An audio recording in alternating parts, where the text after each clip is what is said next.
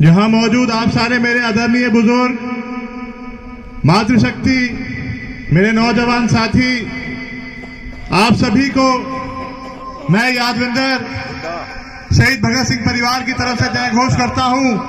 किसान एकता, किसान एकता, किसान एकता। और आज उन संघर्षकारी बलिदानी किसानों को हम याद करने के लिए इकट्ठा हुए हैं। मैं बोलूंगा शहीद किसान योद्धा, तो आप लोग कहिएगा अमर रहे। शहीद किसान योद्धा, शहीद किसान योद्धा, शहीद किसान योद्धा।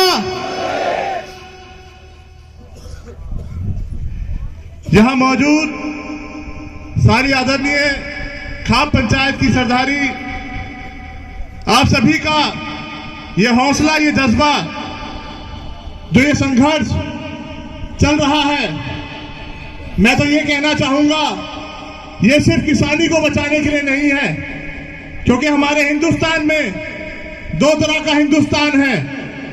एक तो इंडिया जो साहूकारों का, फैक्ट्री मालिकों का है, और एक भारत है जो किसानों का, जहां पे बताया जाता है 70% हमारी देश की आबादी रहती है। तो ये बात भारत को बचाने की लड़ाई है, भारत को जीतने की लड़ाई है, और भारत को बचाए रखने के लिए, हमारे गांवों को बचाने के लिए, और 70% जो हमारे देश की आबादी है उसको बचाए रखने के लिए संघर्ष किया जा रहा है।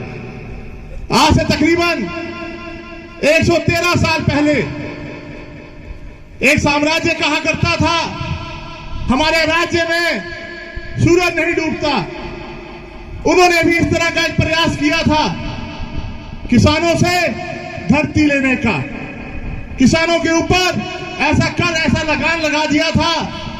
आप मेरे सर पे ये पगड़ी देख रहे हैं, यह हमारे सब बुजुर्गों ने पगड़ी बांधी हुई है। और हिंदुस्तान की हम किसी भी परंपरा या समाज से आते हैं, पगड़ी को अपना ताज समझते हैं। पर अंग्रेजों ने ऐसा लगान लगा दिया था कि किसान उस वक्त मजबूर हो गया था इस ताज को उनके पैरों तले रौंदे जाते हुए देखने के लिए। किसानों को कह दिया गया था कि वो कोई पेड़ नहीं काट सकता अपने खेतों के अंदर, और यहां तक ये भी कह दिया था, ऐसा कानून बना दिया था कि किसी किसान का अगर बड़ा बेटा मर जाता है या उसकी मृत्यु हो जाती है तो अंग्रेजी हुकूमत उसकी जमीन को अधिग्रहण कर लेगी, वो आगे अपने परिवार वालों को नहीं दे सकता।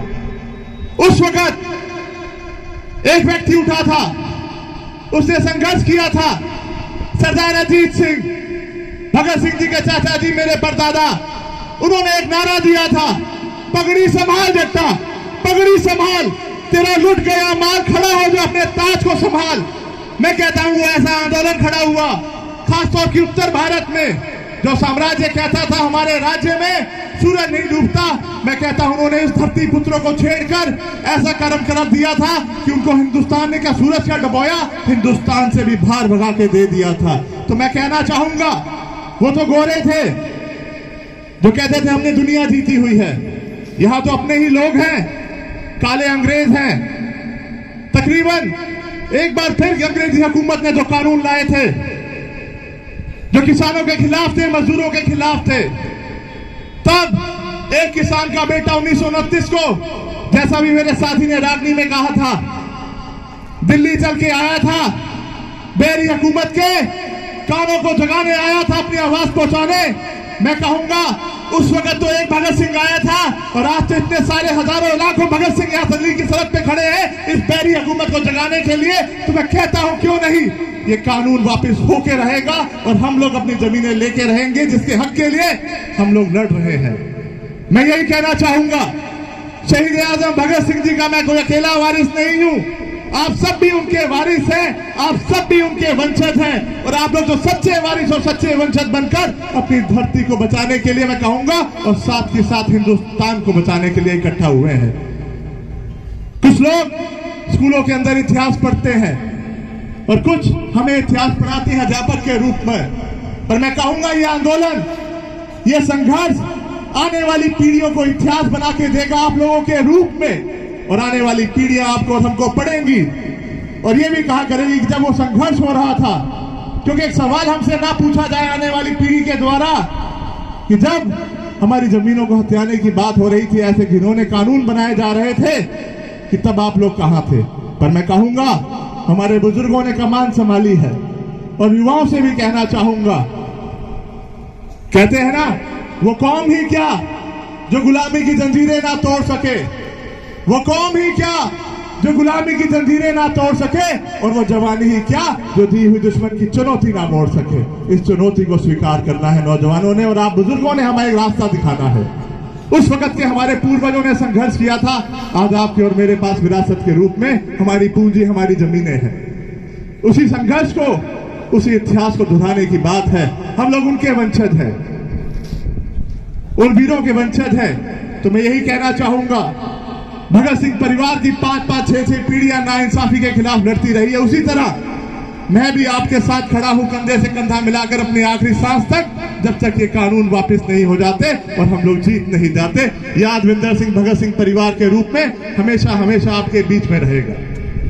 इसी संघर्ष को मैं माओं को भी धन्यवाद करना चाहूंगा। आप सब में मुझे पंजाब माता दिखाई दे रही है, यानी भगत सिंह जी की माता जी विद्यावती दिखाई दे रही है। आप लोगों का आशीर्वाद बहुत जरूरी है, आप लोगों का त्याग बहुत बड़ा है। मैं कहूंगा पूरी दुनिया आज हिंदुस्तान को देख रही है और साथ ही साथ संयम जरूर रखिएगा, क्योंकि 116 दिन की भूख हड़ताल भगत सिंह जी ने जेल में दी थी। और यहां से मैं इस मंच से कहता हूं, इस हुकूमत को आप लोग सरफरोश बन के निकले हुए, कहते हैं ना बसंती रंग त्याग का रंग बांध के निकले हुए हैं। सरफरोशी की तमन्ना अब हमारे दिल में है, सरफरोशी की तमन्ना अब हमारे दिल में है। देखना है जोर कितना बाजुए कातिल में है, बाजुए कातिल का जोर देखना है दिल्ली का। और साथ के साथ मैं बहुत बहुत अपने आप को सौभाग्यशाली मान रहा हूं कि मुझे यहां बादली में भी आने का मौका मिला। क्रांतिकारियों की धरती है ये, हमेशा यहां से संघर्ष किया गया है नाइंसाफी के खिलाफ लड़ने का। तैमूर लंग जो कहा करता था कि मैं दुनिया जीतता हूं, दुनिया को नहीं हरा सकता, मुझे कोई नहीं हरा सकता। इसी धरती के एक वीर गुलिया जी ने, हर वीर गुलिया जी ने उसको भाला मारा, यानी दिखा दिया कि हम लोग झुकने वाले नहीं हैं। हमें सर कटाना मंजूर है पर झुकना मंजूर नहीं है। उनका आशीर्वाद प्राप्त करने के उनकी वीर भूमि से मौका मिला। आप लोगों ने मुझे यहां माने का भी मौका दिया, उसका भी धन्यवाद करता हूं। एक बात जरूर कहूंगा, अगर इस धर्म युद्ध की लड़ाई में, अगर आज इस धर्म युद्ध की लड़ाई में रथ पे सवार होकर पंजाब अर्जुन के रूप में निकला है, महाभारत का युद्ध हुआ था, धर्म युद्ध हुआ था। मैं यहां हरियाणा में ही रहता हूं, मैं यहां की खाप जागृति को बहुत अच्छे से जानता हूं। अन्याय के खिलाफ हरियाणा की खापों ने हमेशा संघर्ष किया है और न्याय की बात करी है। उसको जानते हुए, उस जागृति को समझते हुए, उसको महसूस करते हुए मैं यही कहना चाहूंगा, अगर महाभारत के युद्ध में अर्जुन था और अगर वो अर्जुन पंजाब बन के निकला है, मैं आपके यहां से जागृति को देख के कहता हूं कि हरियाणा श्री कृष्ण बन के उस रथ का सारथी है और विजय तक पहुंचा के रहेगा और हमारे देश के किसानों को इंसाफ दिलाकर रहेगा। जिंदाबाद। मुंबई, महाराष्ट्र और देश की तमाम खबरों को देखने के लिए आपका न्यूज़ को सब्सक्राइब कीजिए, लाइक कीजिए और बेल आइकॉन का बटन दबाना ना भूलें।